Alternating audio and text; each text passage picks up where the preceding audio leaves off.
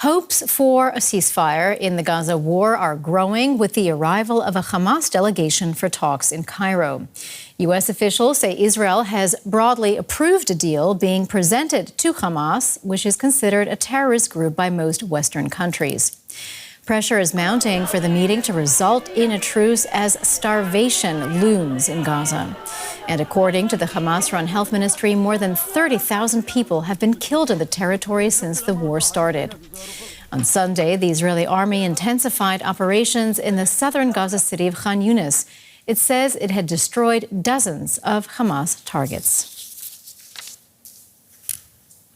Well, for more on this latest round of ceasefire talks taking place in Egypt, let's bring in journalist Karim El-Gawhary in Cairo. Welcome. Karim, who exactly is now taking part in these talks, and what's the latest you can tell us? Well, we know that the delegation of Hamas arrived here in Cairo for the negotiations. There is no Israeli delegation yet. Quite some optimistic sounds from Hamas. One of the officials said there might be a deal within 24 or 48 hours. But there seems to be all kinds of last-minute conditions. And some minutes ago, the Qataris warned even that the negotiations in Cairo might even break down.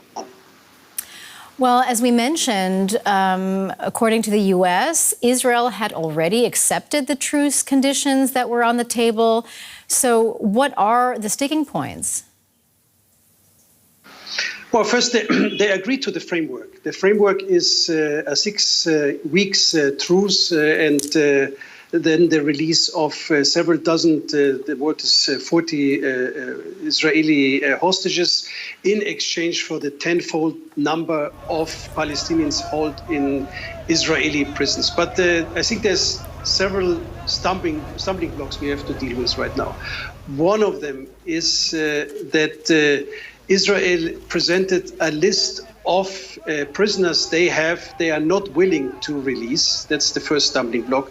The second is that Israel is demanding a list from Hamas who they're going to release exactly, who is alive, who is dead.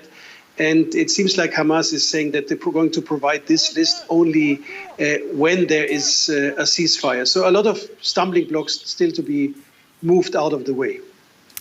There's also been lots of talk about getting to a breakthrough before the start of the Muslim holy month of Ramadan, which begins on March 10th or 11th, depending on the lunar calendar. How likely is a ceasefire deal by then? Well, there's big pressure on all sides that this is happening. Of course, Ramadan is starting the end of next week, so we have to see. I mean, as I said, optimistic sounds at the beginning from the U.S., also from Hamas, that there is a framework, but the devil here seems to be in the detail. And until now, there is even no Israeli delegation that arrived here because they're saying their conditions have to be met first, that Hamas provides the list of the hostages to be released. So still a lot of work to do here in Cairo. That was journalist Karim El-Gawhary in Cairo for us. Karim, many thanks indeed for your reporting. You're welcome.